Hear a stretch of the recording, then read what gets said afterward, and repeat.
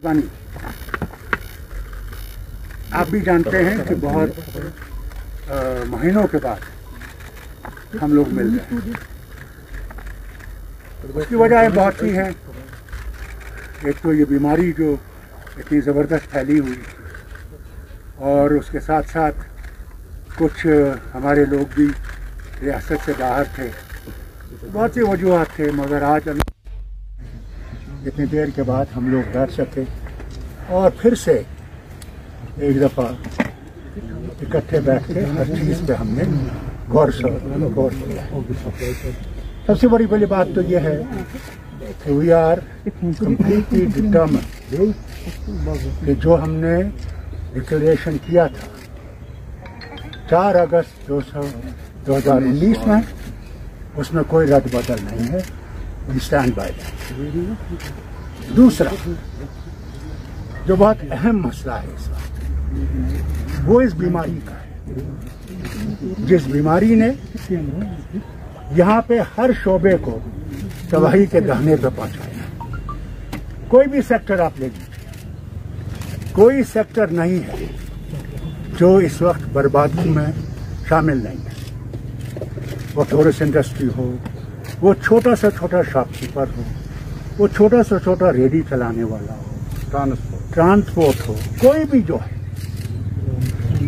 एक बर्बादी के आलम।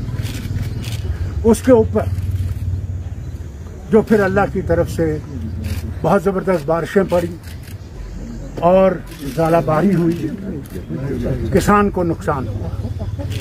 किसान बिल्कुल जो आबाद था, आज काफ़ी वो किसान जो है गिर गया हुआ है। गवर्नमेंट ने किसानों की तरफ 1000 रुपया दिया है। उससे क्या, इनको एक जामा पॉलिसी बनानी चाहिए जिसमें वो हमारी टूरिज्म इंडस्ट्री से हो, वो हमारे दूसरे तबकों से ताल्लुक हैंडीक्राफ्ट जो भी है, उनकी तरफ इनको आज ज़बरदस्त सोचना चाहिए कि कहीं वही हाल न हो जाए जैसे उस मास्टर के बच्चे ने, क्योंकि वालिद के पास फीस का पैसा नहीं था, उसने अपनी जान गंवाई। नूराबाद कुलगांव। इन्हें इस तरफ ज़बरदस्त तवज्जो देनी चाहिए। और हम समझते हैं इसमें अगर कई चीज़ें इनको बंद भी करनी पड़ी, पहले इंसान को बचाना ज़रूरी है। दूसरी बात ये भी है कि कोविड के लिए जो वैक्सीन है उसको भी ज़्यादा से ज़्यादा इस्तेमाल करने की कोशिश करनी चाहिए, क्योंकि बहुत इलाके हैं जहाँ हमारी डिस्पेंसरीज हैं, वहाँ डिस्पेंसरी नाम से तो है मगर कोई स्टाफ नहीं। आज भी मुझे जब मौका मिला, इस अस्पताल जो यहाँ इन्होंने DRDO ने खोला है, मैंने वहाँ भी लेफ्टिनेंट गवर्नर साहब से कहा, और वहाँ हेल्थ सेक्रेटरी भी थे, चीफ सेक्रेटरी भी थे, मेहरबानी करके इन दूर दराज इलाकों की तरफ भी तवज्जो दें कि वहाँ पे डॉक्टर है, नर्स है, पैरामेडिकल स्टाफ है, उनके पास दवाइयाँ हैं या नहीं हैं। अगर उनको हम भूल जाएंगे तो वही हाल होगा जो हो रहा है हर जगह। इसकी तरफ तवज्जो देना बहुत ज़रूरी है। बात में अगर कुछ पूछना है तो पूछिए। हाँ, और हमारे स्पोक्स पर्सन जो हैं वो तारिगामी साहब होंगे, और इन्हीं की तरफ से अब हमारे प्रेस नोट वगैरह आए। डॉक्टर साहब, बहुत सारी रिमोर्स ऐसी है कि यहाँ पर अभी जम्मू कश्मीर को डिवाइड किया जाएगा, जिसमें बताया जाता है कि यहाँ पर जो साउथ कश्मीर है उसको जम्मू के साथ जोड़ा जाएगा। तो आपने उसके बारे में ये मीटिंग तलब की थी या कोविड के लिए ये मीटिंग थी? देखिए, ये तो पहले हम लोगों को मिलने की जरूरत है, बहुत वक्त हो गया। रूमर तो यहाँ हर वक्त चलते, हमें कुछ पता नहीं है, सिर्फ रूमर जैसे आप सुनते हैं हम भी सुनते, मगर हमें इसके ज्यादा कुछ पता नहीं। जो वो करना हुआ करेंगे, हम तो अल्लाह की रस्सी को थामे हुए हैं और इंशाल्लाह उम्मीद करते हैं कि वो हमारे फ्यूचर को ठीक रखेगा। फारूक साहब, लगातार डिलिमिटेशन के सवालों पर महबूबा जी भी शांति बनाए रखे हैं, आप भी शांति बनाए रखे हैं। डिलिमिटेशन प्रोसेस के बारे में अभी क्या आपका स्टैंड है? क्या डिलिमिटेशन का आपके जवाब पर डीलीसी सवालों पर नहीं? देखिए, जहाँ तक डिलिमिटेशन का सवाल है, हम लोग कोर्ट में, सुप्रीम कोर्ट में, और हमने उनसे कहा है आप वो सुप्रीम कोर्ट का पढ़ लीजिए, उसका जवाब आ जाए हमें। डिलिमिटेशन के जो चेयरमैन हैं वो भी सुप्रीम कोर्ट के जज रहे हैं, उनसे जवाब आए तो उसके बारे में फिर हम फैसला करेंगे। तो सही है। 323 के हवाले से पॉलिटिकल प्रोसेस आपका क्या है? अगर सुप्रीम कोर्ट में केस दर्ज हुआ है, लेकिन पॉलिटिकली आप लोग क्या कर रहे हो? इसको रेस्पॉन्स देखिए, पहले आपको मैं बताऊं, खुद आप जानते हैं कि आज सूरत क्या है। इस बीमारी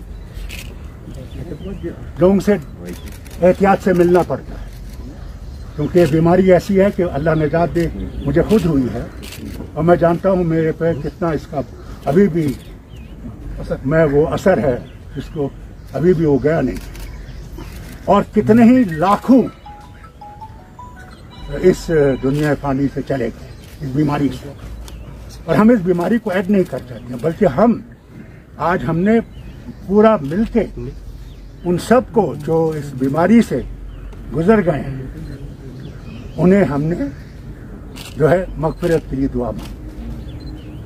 और एक बात जो मैं भूल गया आपसे कहना, यहाँ पे पुलिस का बड़ा जबरदस्त दबाव और है, और लोगों को पकड़ धक्कड़ ये वो कर रहे हैं, बच्चों को पकड़ के ले जा रहे हैं। मैं समझता हूँ ये नहीं होना। मेरे ही रास्ते पे आप देखें, वहां पे नीचे कंडा है नर्सिंग होम के पास, वह खोल देते हैं, बंद कर देते हैं। जब उनसे पूछते हैं कि क्यों बंद किया है, दुनिया की गाड़ी चलती थी, आज इसे बंद क्यों कर रहे हैं, इनके पास कोई जवाब नहीं है। ये तो गलत है। अगर ये डेमोक्रेटिक राइट है इंसान का चलने का सड़क, उसको बंद क्यों कर रहे हैं? उन गाड़ियों को लाइन में क्यों खड़ा कर? मैंने ये देखा नहीं, और इसलिए मैं लेफ्टिनेंट गवर्नर साहब से जरूर अपील करूंगा आपकी मेहरबानी से इस तरह भी तवज्जो दी कि ये जो ये पकड़ धक्कड़ है इसको बंद करें। यहाँ फिर लोग इतने खिलाफ हो जाएंगे कि इनको फिर संभालना मुश्किल हो जाएगा। और आई हैव अ क्वेश्चन, चूंकि आई हैव 2 क्वेश्चंस। पहला ये है कि आपसे मिलने का मौका आज पहली बार मिला हमें। पहला ये सवाल कि क्या जम्मू कश्मीर की आवाम इससे ये लें कि you have lost this battle against BJP, you have lost this battle against BJP when it comes to the decisions in the parliament, और मेजॉरिटी जो है इस वक्त बीजेपी की है। पहला सवाल ये है।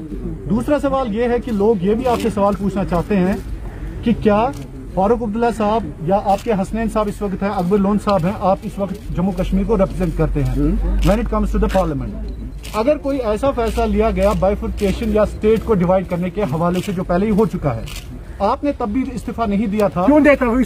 आप सुनिए, आपने मुझे वो दिया है कि मैं आप सवाल सुनिए सर, सवाल सुनिए। Don't be angry sir, don't be angry. आप सवाल सुनिए। सवाल ये है कि क्या इस बार अगर कोई ऐसा फैसला लिया गया, चाहे गुस्से से, चाहे लोगों के जज्बात को रिप्रेजेंट करने के हवाले से, क्या उस पार्लियामेंट को आप अलविदा कहेंगे? इस बार क्या करेंगे? अलविदा कहेंगे पार्लियामेंट। मैं नहीं कहूँगा। आग में रहकर हमने लड़ना है। मैं आपको एक बात याद दिलाना चाहता हूँ, आप उसको पैदा भी नहीं हुआ। जी जी। मेरे वालिद को जब सऊदी अरेबिया में था और उनको ये पता लग गया था कि दिल्ली जब वो वापस आएंगे उनको गिरफ्तार किया जाएगा, जी जी, तो उस वक्त के बादशाह जो थे शाह फैसल, उन्हें शेख साहब को ऑफर किया कि आप यहाँ रहेंगे, हम आपको सिटीजनशिप देंगे।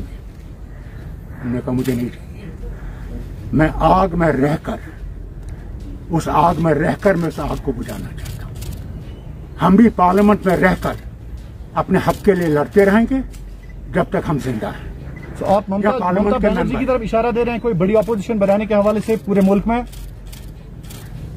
मुल्क में तो पहले ही अपोजिशन बड़ी है जी, हर एक पार्टी बड़ी है। आप देखते हैं सब इकट्ठे हैं, कई मसलों पे इकट्ठे हैं, और इंशाल्लाह आगे भी इकट्ठे रहेंगे। ऐसी बात तो है नहीं कि नहीं इकट्ठे रहेंगे। मैं सिर्फ इस बारे में एक चीज कहना चाहता हूँ, गुजारिश करना चाहता हूँ कि हम सब भी यहाँ से इस बदनसीब सरजमीन से ताल्लुक़ रखने वाले हैं। जो भी मुसीबत आज तक आन पड़ी है हम पर, एक साथ मिलकर हमारे आवाम ने उसको झेला है, सामना किया है। ये जहाँ तक सवाल है पार्लियामेंट में जाने का ना जाने का, मेरे ख्याल में ये बहस सब कहीं पर रुकनी चाहिए। जहाँ तक हमारे PAGD का ताल्लुक है, we will use every opportunity, कमजोर से कमजोर तरीन अपॉर्चुनिटी भी हमें मिले, हम उसको खोना नहीं चाहेंगे, मज़ाहिमत कर लेंगे अपने अवाम की खातिर। और एक बात मैं अश्योर करना चाहता हूँ PAGD के रहनुमाओं की तरफ से, never ever misunderstand us. Yes. And we must convey it to the people of every region, whether it is Jammu, Kashmir, even Ladakh, that we shall be on the side of our dear people who are suffering, who are settled, there is no hope, but certainly we will be on their side. Thank you very much.